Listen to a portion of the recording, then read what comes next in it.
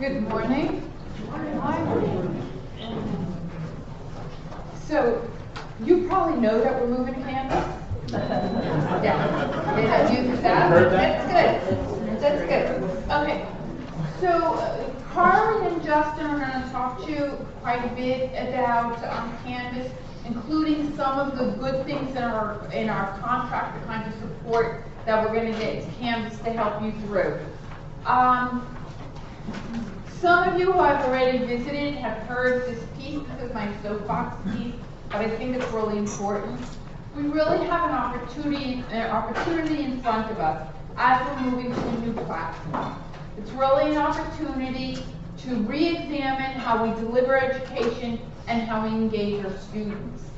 And at the moment, I'm suggesting that we help our faculty look at the courses that they already have in Blackboard, or look at the courses that they're doing on ground, and think about them first before they move them into Canvas. And not to think of Canvas as a limitation. Oh, but I need to understand everything about how Canvas works, because otherwise how am I going to move my stuff in? Don't do it that way. Think about, how do I want to teach? How do I want to engage my students? What do I want them to learn? Make sure that you're aligning all the things that you're supposed to, that you're aligning your outcomes to your assessments, to your course materials, to all the pieces across the board that you want to do. Then when it comes to putting into Canvas, then we're going to make sure that you have the support that you need so that you can teach and your students can learn the way they need to. Because that's really the bottom line. The platform is, apologies, is really irrelevant. It's not, it's really important. But it's really how we're going to engage our students. As most of you know, the Chancellor and whatever group of folks put out the complete 2021 plan, and the goal is to triple the number of credentials that we put out. And this is part of the strategy, re-examining, delivering education, and engaging students. So that's really important. Now we have opportunities because of the platform that got chosen through a formal RFP committee, there's a lot of, all that stuff, all right? But we have some really good opportunities. We'll end up on the technical side, this is all you need to know, because we have David Todd, who really needs to know all the technical stuff. We don't really need to, but he does. Okay? We have one instance of Canvas in the cloud. It's a cloud-based service. So Canvas will be responsible for fixes, updates, and stuff like that on their end. But we have what's called in their nomenclature 23 sub-accounts. So your LMS administrators and instructional designers will be working with David Todd from the system office and other people in the IT department to understand what flexibilities they'll have in each of their accounts. And as we go through the year, we're all going to be learning this together. We've asked a few colleges to jump in feet first with their eyes closed, hands tied behind their back. And we have about 7 or 8 colleges who are involved in an early rollout. They each only have about 5 faculty. And as we learn from them, that will help us with our training program. And we have good opportunities for training. Carly will talk about this a little bit more, but in our contract we have unlimited webinar training for faculty.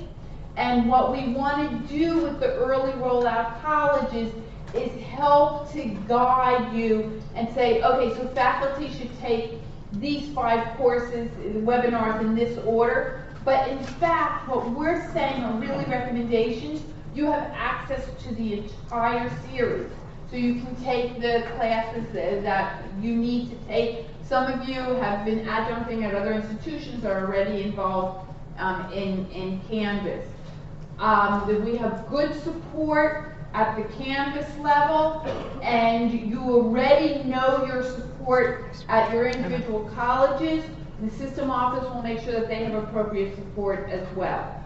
But really, when you talk about moving to Canvas, I've spoken to colleges and systems all over North America, and they have all said it's been relatively easy. I just spoke with the community college system in Indiana, and they had 4 months from the day they signed their contract to the day their old platform went away.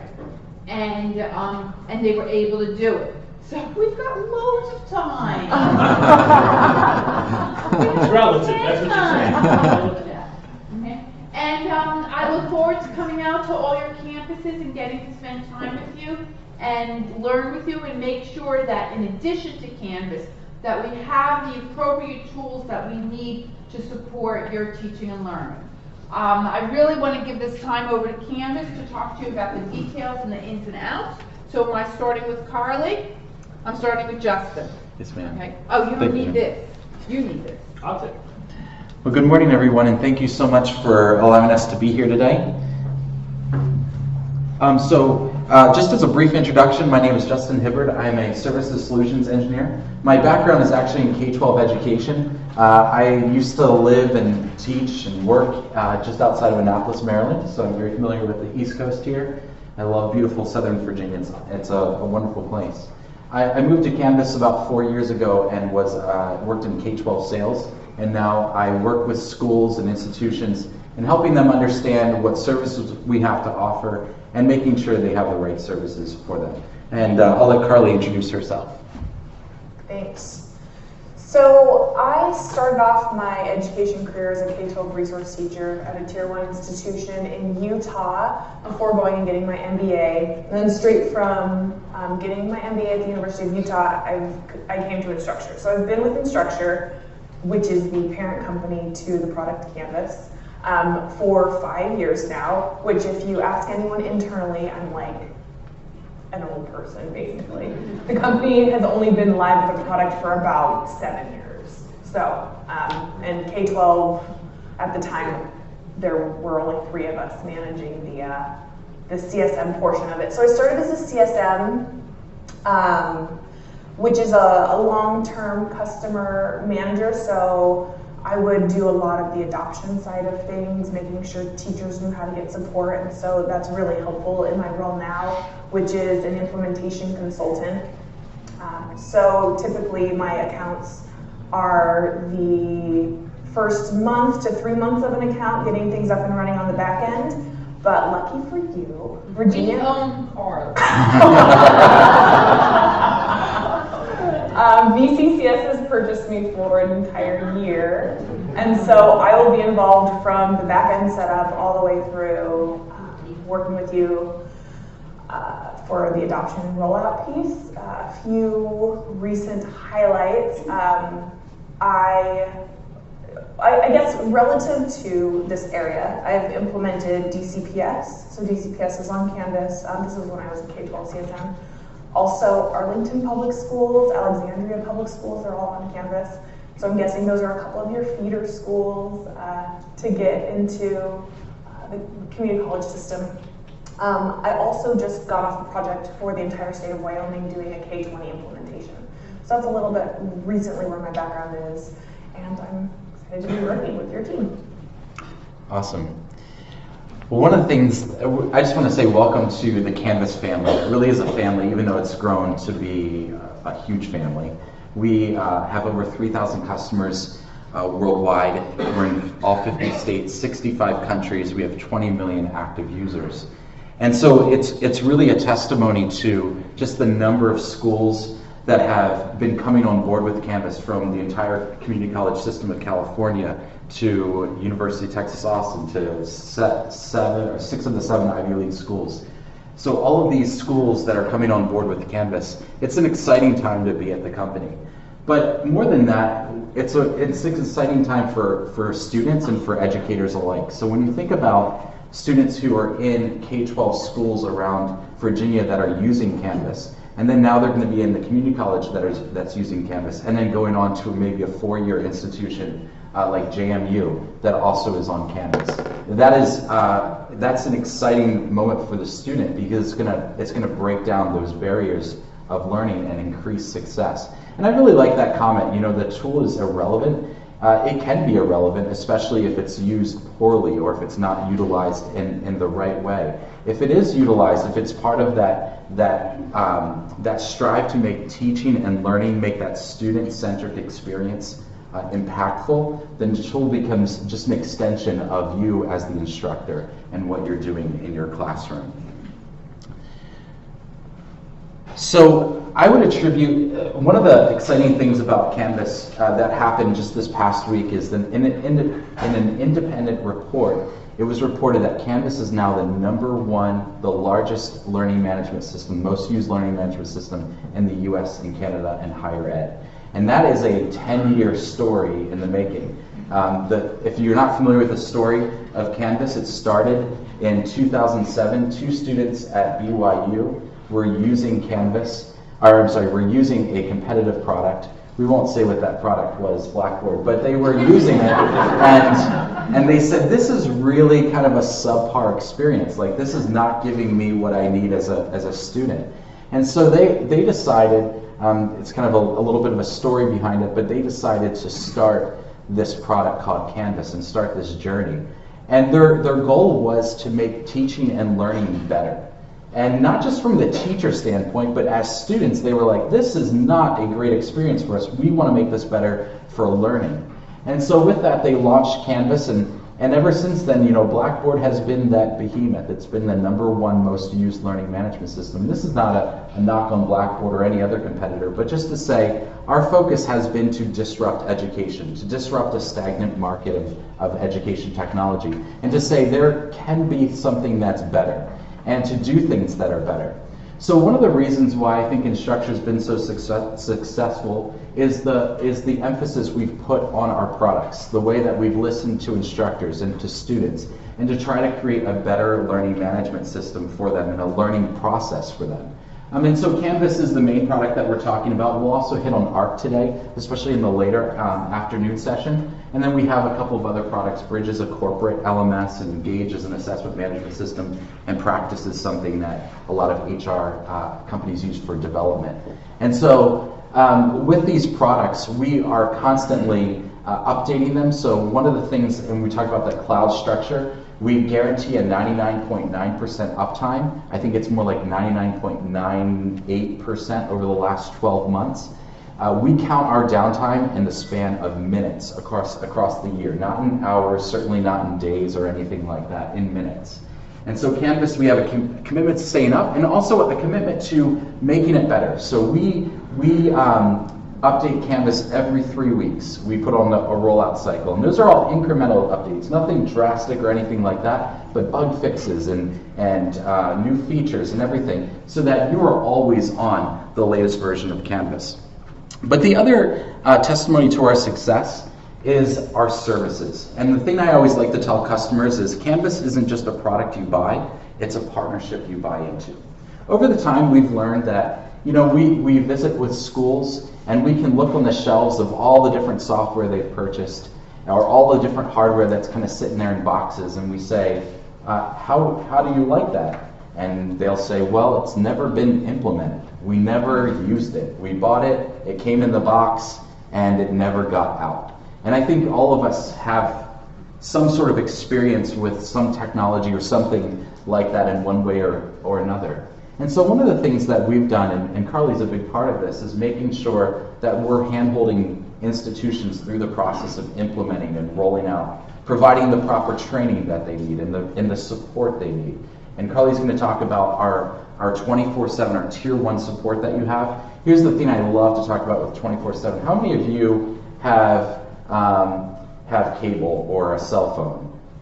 Right? Pretty much everyone, right? So you have 24/7 support. How many of you actually call?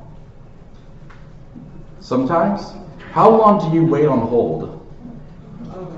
Yeah, you never know. I think we don't use that 24/7 support because it's kind of a crapshoot as to whether we're going to be on hold for 10 minutes or 1 minute or 2 hours or anything like that. And they do that thing where they're like, your wait time is 5 minutes. And I guess if you're going to be tortured, it's good to know how long that torture is going to endure. So here's the thing about our Tier 1 support. We guarantee hold times no longer than 1 minute for phone calls, 2 minutes for chats, and we have a 1 hour response time for emails to make sure that you get the help that you need when you need it and get the answers to what you need.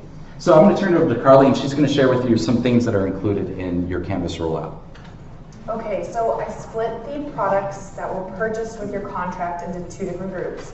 The first is what VCCS bought that will help the colleges with the rollout, but it's mainly a VCCS product, which is me. That's me, dedicated principal implementation consultant. My role is to manage the project, make sure timelines are created and happening. I'll work hand in hand with Salil and Sherry and David to ensure that you guys get what you need in a timely manner so that you can create courses that will serve your students better. That's the whole goal of my role.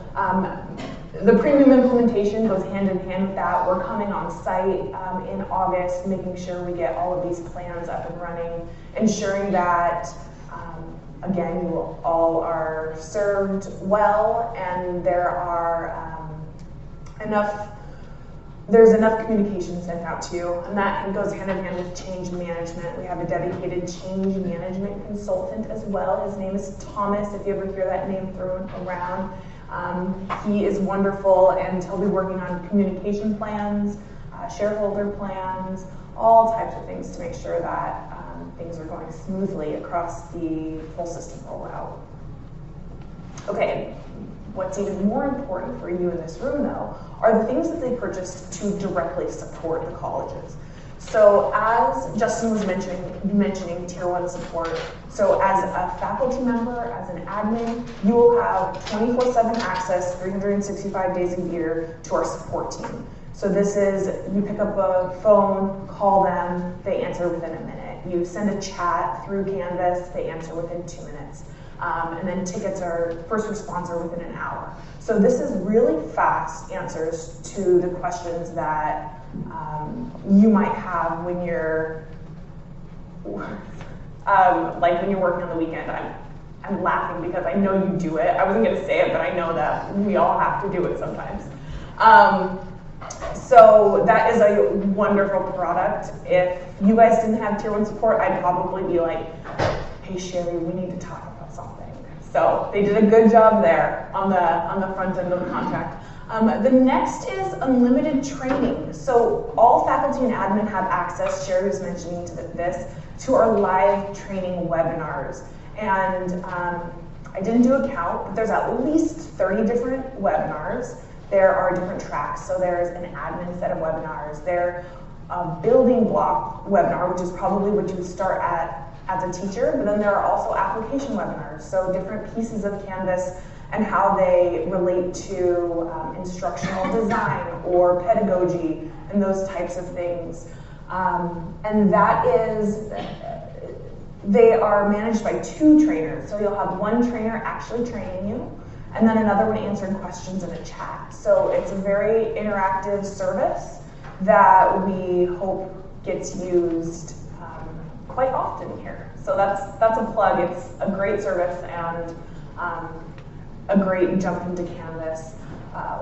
On-site trainings were also purchased, and so at some point in the future, we're still working on those timelines, but there will be on-site trainings for admins and faculty to attend to get a little bit more hands-on help from our training staff. Sometime in the October. Yeah, sometime before the end of the calendar year to ensure you guys are ready for spring or summer next year, depending on your specific college's rollout plan. Course migration. So we know that you guys have lots of courses in your previous LMS. VCCS has purchased a bulk migration of all of those. So while you can copy over your own courses into your new Canvas shells, there will also be a bulk process where you don't even have to touch it. The admins will manage all of that for you. They'll get into Canvas. Here's your migrated course, and you can get working from there. So that's a great service as well. And then each college has a 1-hour custom webinar training. The purpose behind that was to have an hour-long webinar after these on-site trainings for anything specifically you wanted to focus on as an institution. It could also be used as a Q&A, completely customizable. So there will also be that available to you. So it's a really great package that VCCS has purchased for you to support you through the implementation of Canvas. And so know that I'm here, I'm working closely with Sherry. We have a team of 4 at Instructure that are working very closely with the admins at VCCS, and we'll be working with the admins at your institutions in order to roll this out successfully to your colleges. Thanks, Carly. So, yeah, and just one comment about the Tier 1 support. So that all of our support people are in-house. They are all Instructure employees. If you really like an English accent, you could call in the middle of the night and you might get our UK office. But again, an Instructure employee, so they are all employed, they're all trained by Instructure, and they're great at what they do. We do have some additional services if you ever feel as a college that you feel like, hey, we may need some additional services for our particular institution. You know, we do offer change management, instructional design, and some help around that, whether it's consulting hours or templates. Adoption consulting can be kind of work, is really more about whereas training is how to use the tool, adoption consulting is much more of how do you take your instructional goals and align them to the tool of Canvas. So we do offer things like embedded options, multi-day workshops, single-day workshops, and then hourly consulting if you wanted to do it remote. So that's just understand that is something that's always available depending on your needs. And then we have kind of comprehensive menus that we can pick and choose from and say, hey, I like this, but I want it with this, and really help you kind of roll out from there. Well, with that being said, what do we like to do with the rest of the half hour or so is to kind of run through a Canvas demo and talk about our favorite tools in Canvas. And I'm going to say a caveat here, because really a lot of my favorite tools are not in this presentation. They'll be in the next presentation when we talk about assessment strategies. So with that being said, let me close this out. And let's take a look at Canvas. How many of you have seen Canvas before? All right, that's a good bunch. How many of you have used it before? Awesome. How many have used it as a student before? Sweet. As a teacher before? Excellent. Or instructor? Awesome. So it's a good mix. So a lot of this is going to look familiar to you. And we're going to kind of run through a few favorite features here. And we're going to start with the dashboard. So the dashboard gives us all of the courses that I'm teaching or taking. One of the things I love about Canvas, and I should say that I've used, and as an LMS admin, I've implemented quite a few systems. I think 5 or 6, and Canvas is my favorite. And yes, they're paying me to say that, but also it really is my favorite. So in the dashboard here, we have all of our courses that I'm teaching or I'm taking. In this case, I'm in here as an instructor. But I'm also in one of these courses as a student, so I can actually see everything, the things that I need to grade show up here on the right, as well as my to-do list. Anything that I have to do will show up on the right hand as well. So it's always telling me how many papers I need to grade, how many of this I need to grade, so it's keeping me... You know, I used to take home a giant stack of paper. I was a Spanish teacher, and I'd take home a giant stack of paper. And it was like every day it was a reminder of all the things I needed to grade. And the problem with that giant stack of paper was it got lost. So sometimes papers would get lost. So here, this is a digital reminder of those things. Now the other thing is, even as I don't have to have multiple logins to log in, like maybe there's a professional development course that the community college system has enrolled me in. Well, that's going to show up right here. I don't have to have different logins for that. Also, for your students who might be taking, if they're ever in a situation where they're taking courses at different colleges, it's all going to show up in one spot. And that's, again, that sub-account structure. Even if you're teaching at multiple colleges, all your courses at one spot. So you don't have to worry about, oh, I log in for this school and then I have to log in for this one. It's all in one place.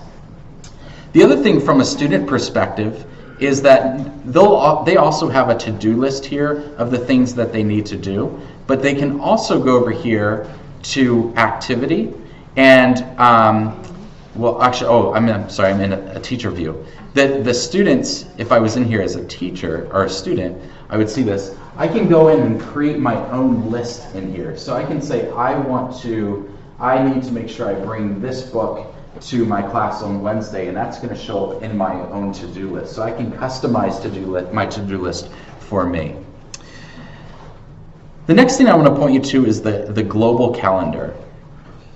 So the global calendar allows me to see all of my courses here. I can toggle between them if I would like to get a better view.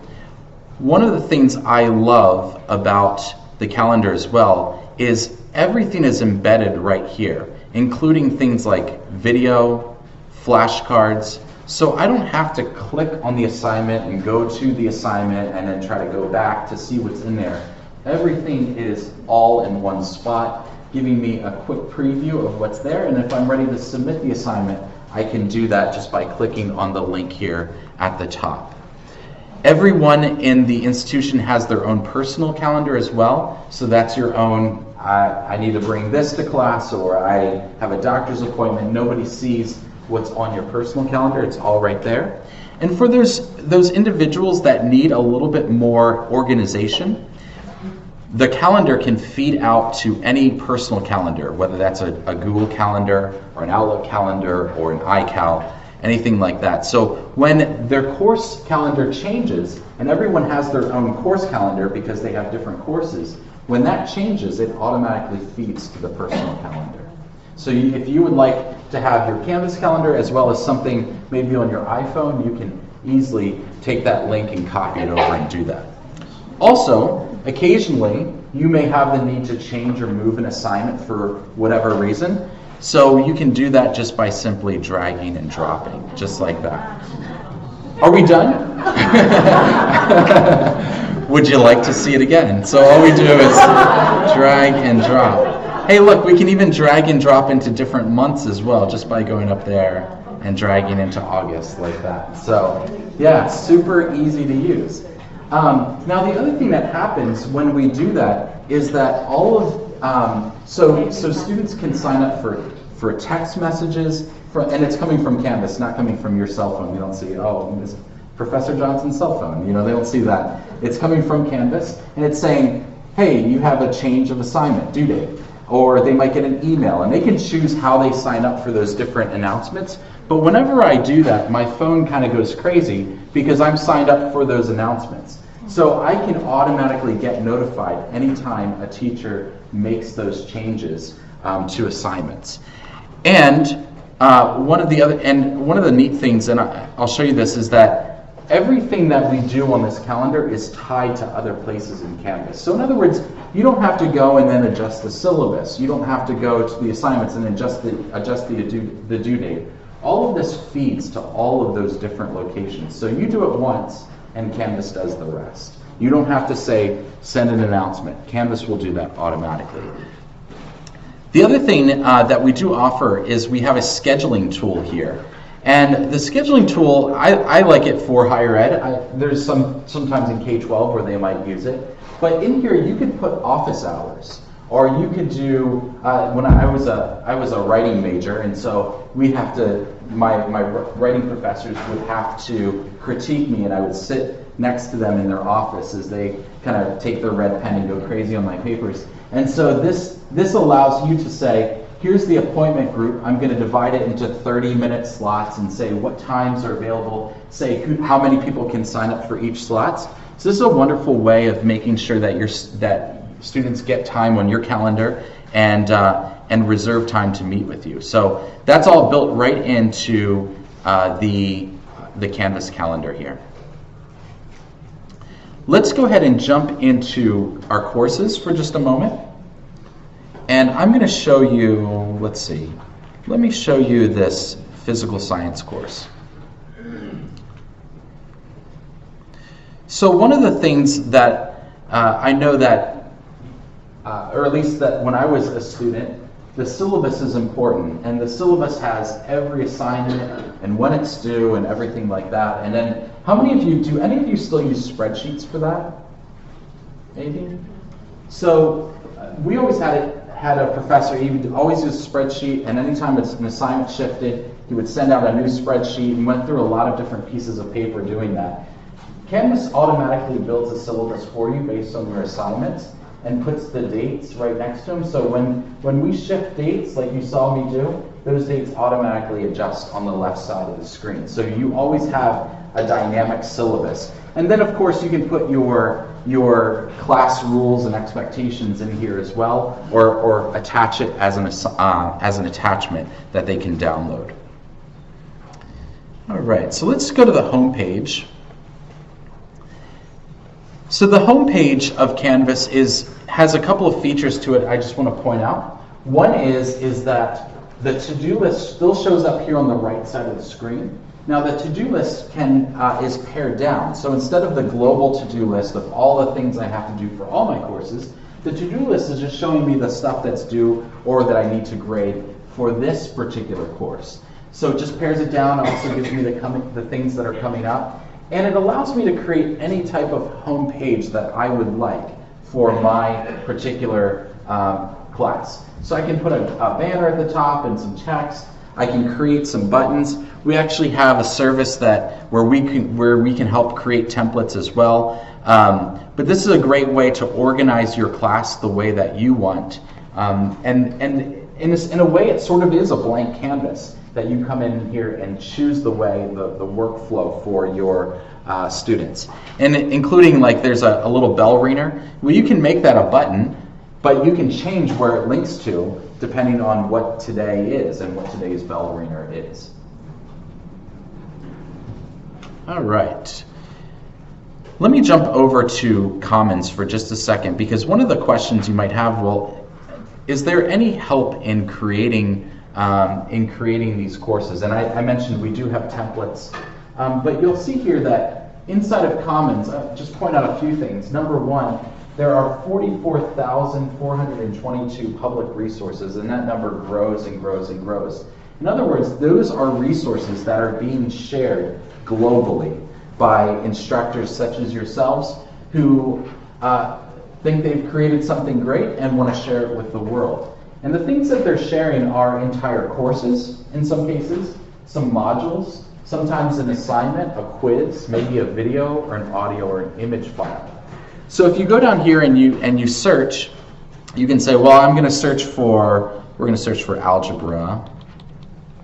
And I can say, well, what am I searching for? Well, I'm searching for an entire course. I'm searching for undergraduate, maybe graduate level. And now I can look here and see who has all of these courses that are created. So let's take a look at this one. This is from North Kansas City Schools. Melanie Fender has created this Algebra 1 Spring Semester course. I can then choose which course I want to bring that in. I can select that and click Import into Course. It is now a copy, so I can make changes to to this course that Melanie created, and that will all be in my course. Melanie doesn't know that I've deleted some things, that I've moved some things around. And when Melanie updates her course, I can also get a notification for updating as well. So I can apply her updates to my course. So that's one way of using Commons. And I really like Commons as a way of collaborating. So collaborating with colleagues together, if you're, especially if you're teaching in the same course, or if you have a resource that you think is a great resource that might apply in American history, but also applies in American literature as well. It's a great way of cross-collaborating and using some common resources.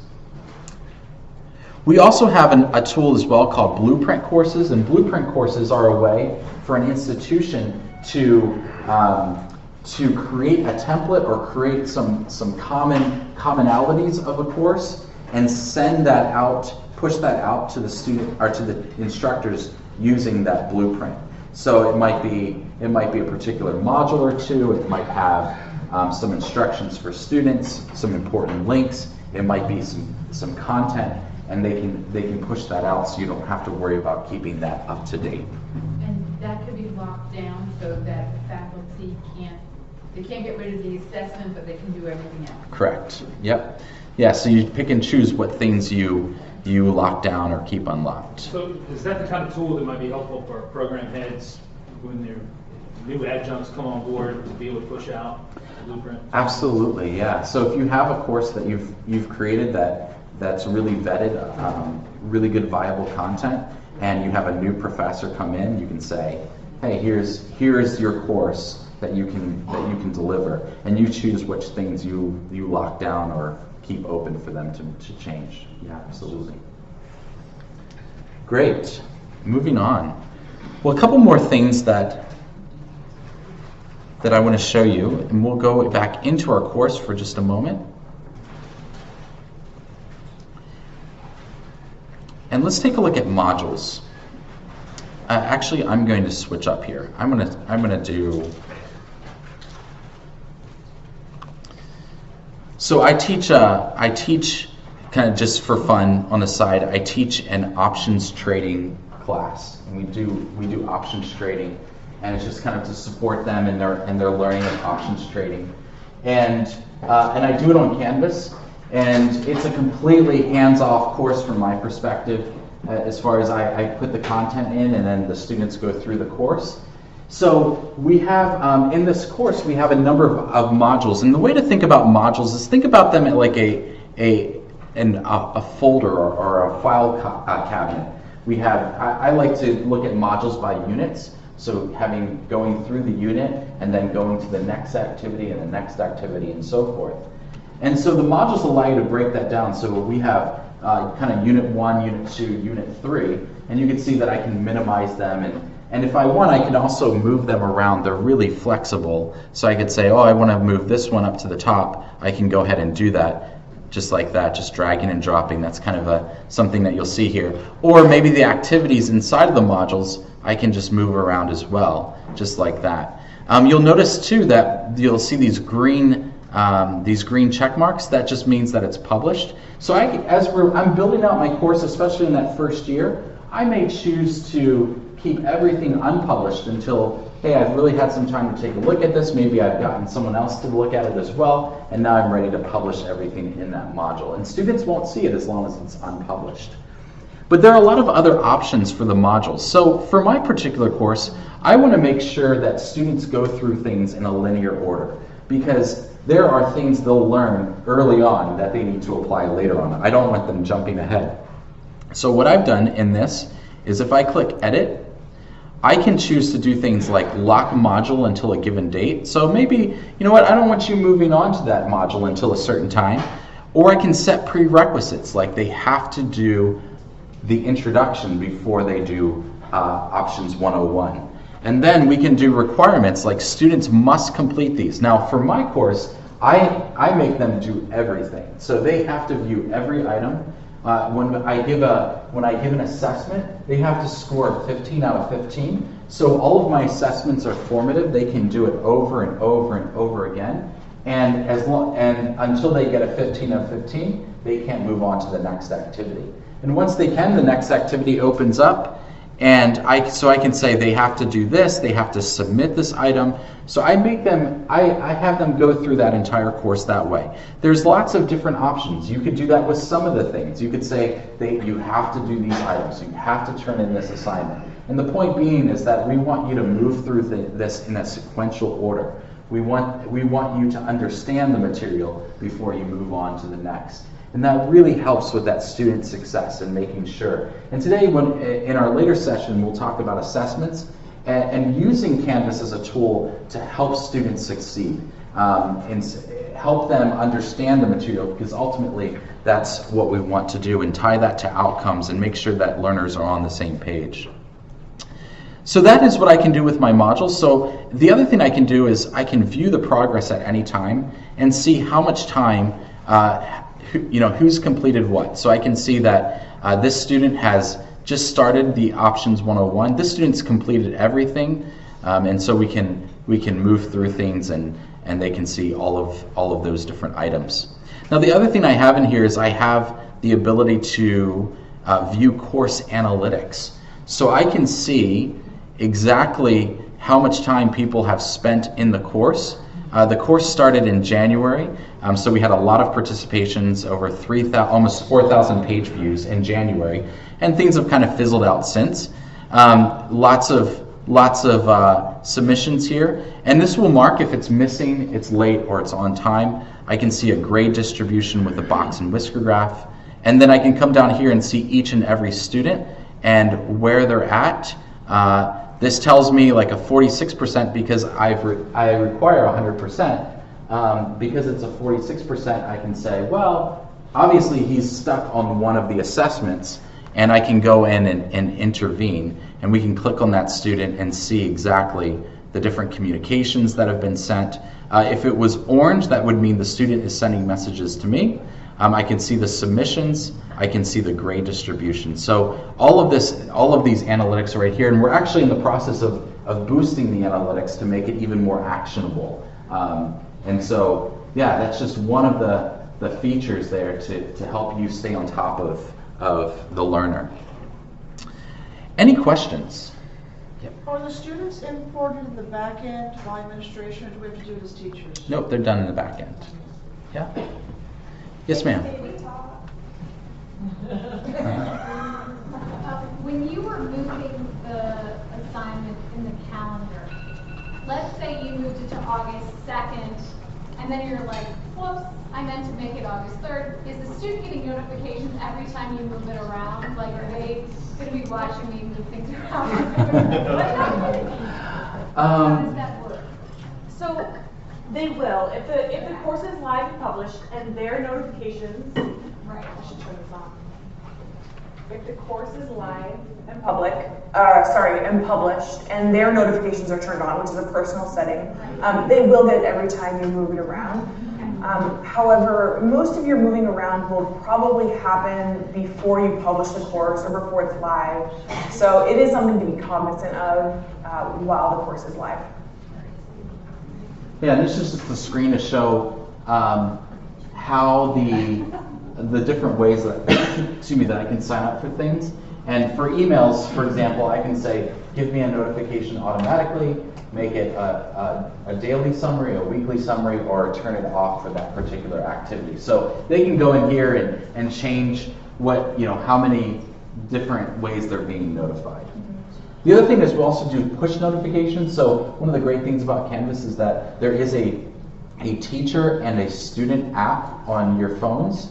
If you have an Android or an iOS phone.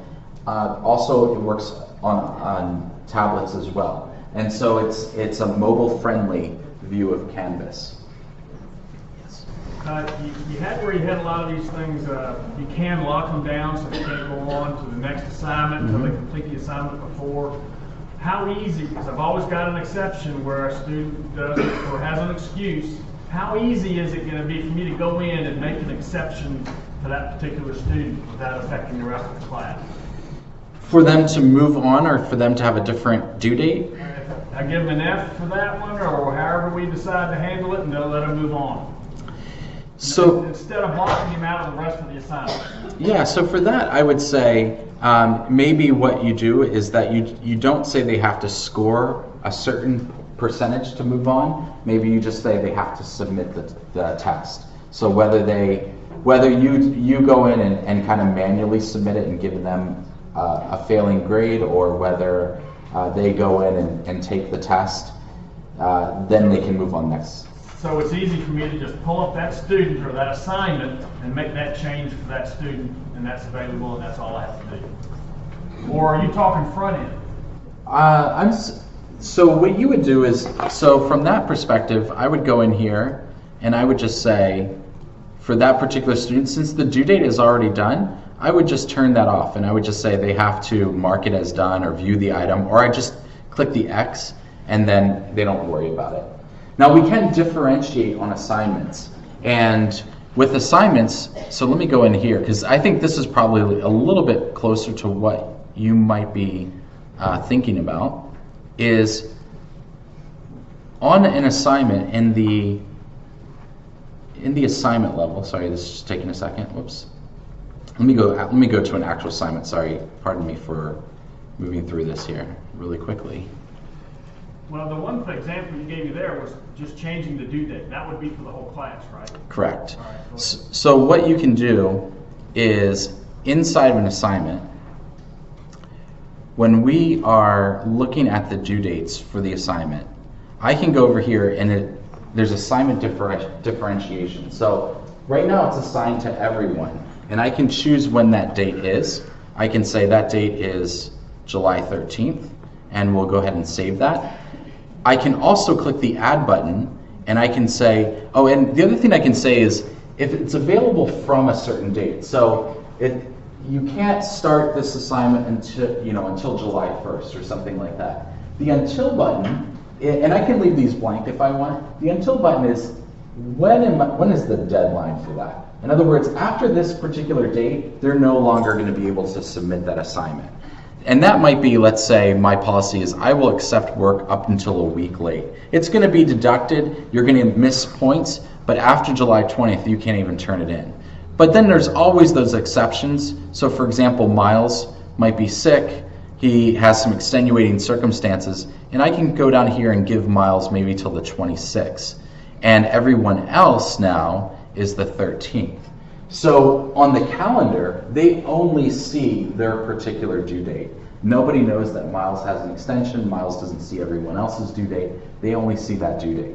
Maybe this is an assignment for remediation, or you want some student needs some extra help. Well, we can just delete everyone else and give this to Miles. Or maybe we're doing group assignments, and I want Miles, and I want, who else? I want Michael, and I want Amy to go July 26th, and then the next group is going to be Kamal and Christina and Monique, and they're going to be July 25th.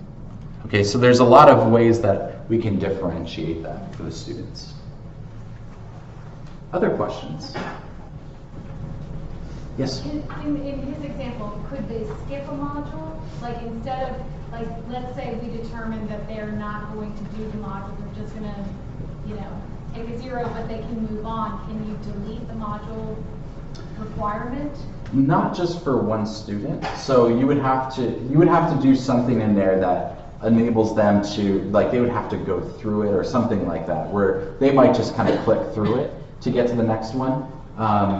But yeah, they wouldn't, if you set prerequisites, those are global, they're not per student. If you have an example like that, a student's going to just skip the module, say take a 0, can you manually go in and change their grades? Mm-hmm. You can. How will the migration happen? Like chapters will go into modules, or how will that be set up? That's a great question. Completely redo the whole thing, or? Yeah, we are doing some gathering of information. We've had a lot of colleges go from Blackboard to Canvas, so we do already have some information, but it will be prepared and sent to you, so you kind of have a lay of what something in Blackboard is called versus what something in Canvas is called. And how long will we have that we can actually have access to both? That depends on your specific college's rollout. I will say just kind of generally about moving from Blackboard to Canvas. So obviously every LMS is a little bit different, and so there's some terminology and some things that getting used to with Canvas.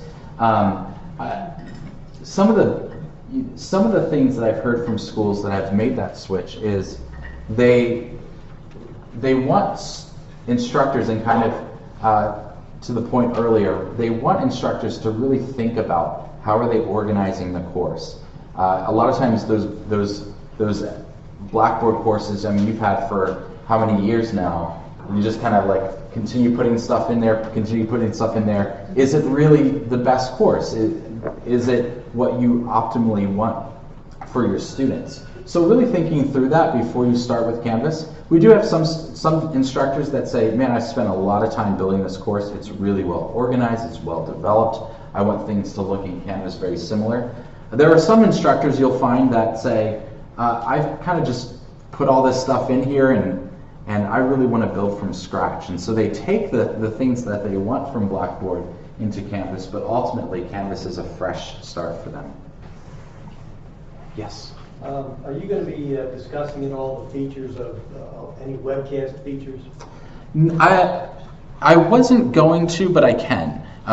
So the webcast feature that's built into Canvas is our conferencing system. So this is through an integration with Big Blue Button. It allows you to spin up a conference, choose the duration, you can set the time, you can also choose whether you're inviting all course members or not, and then you can update that, you can enable recording for the conference, and then spin it up that way, and start it when you're ready, and that just spins it up through my Big Blue Button. There are other conferencing systems that also integrate with Canvas. Zoom, Blackboard, Collaborate, there's all sorts of them. So, but the one that's built in is through an integration with Big Blue Button. Other questions? Yes, ma'am. So that could be used for synchronous tutoring if we wanted to? Absolutely, yep. And you could also, and you saw when I was doing that, that I said invite all course members, or I just do one at a time, so I can choose which ones we start off with. So you can even create a course called tutoring, and you can enroll the students that you want in there, and then you can spin up sessions with them. And something to note about that, for collaboration within the user enrollments of a course, as a instructor you can create groups of students, and those students will then have a space that has everything that is a communication piece in Canvas. So the group will have the ability to create their own discussion boards, create their own conferences, create their own collaborations within their group space. So it's using the collaboration pieces of Canvas just between classmates. One last thing that I just want to show you with the last 5 minutes is our rich content editor, and just speak to this for just a moment. So our rich content editor is how we create content in Canvas. It doesn't matter if we're creating an assignment, a quiz, a discussion board, an announcement, a page of content. We're always using these tools that you see right here. So what I like to say is if you understand this, then you understand 80% of Canvas, because this is all content creation. And there's a whole training on it, a whole hour. That's right.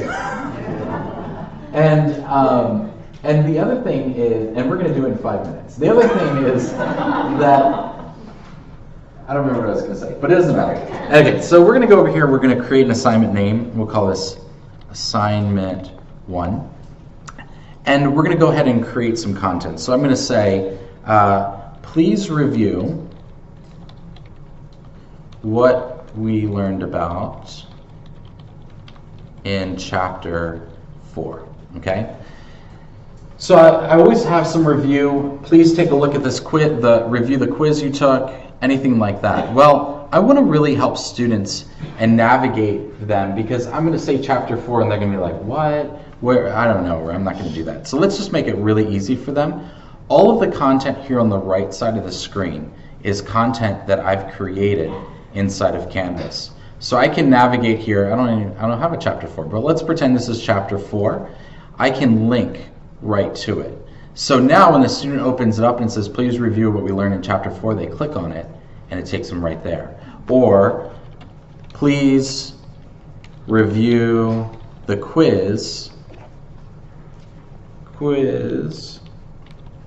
from last week, and I can highlight the word quiz or last week, go over here to quizzes, and then click right on there, and it takes them right to that content. So the more that you build in Canvas, the more this populates, the more this becomes powerful.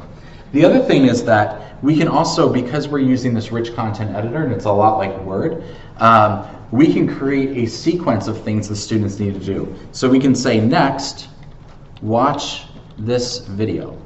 And we can come over here, click the down arrow, come over here and use a tool like YouTube that's built in. Or we'll talk about ARC today, and we can grab a video and pull it right into ARC and embed that directly in here. So what we're doing is we're keeping students engaged inside of the rich content editor, they're moving right down the list. It's not like they have to go from one thing to the next. And maybe I have some flashcards that I want them to review. We can do that as well down here and go through that. So it's all in one spot. It's all embedded in here.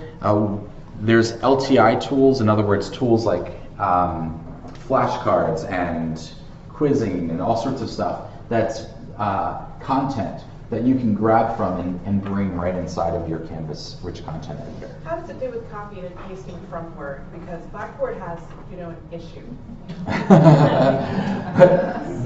Go ahead. So I don't know what the issue is. We've seen things from time to time not come over perfectly, but he's about to put the HTML editor. If you are seeing any issues in the copy and paste, you can come into the rich content editor. If you have any HTML experience, that's what this is, and you can come in and adjust it here. Yeah, and the reason why there's issues is because Word has its own formatting, and when you copy into any rich content editor, it retains that formatting and it doesn't really speak.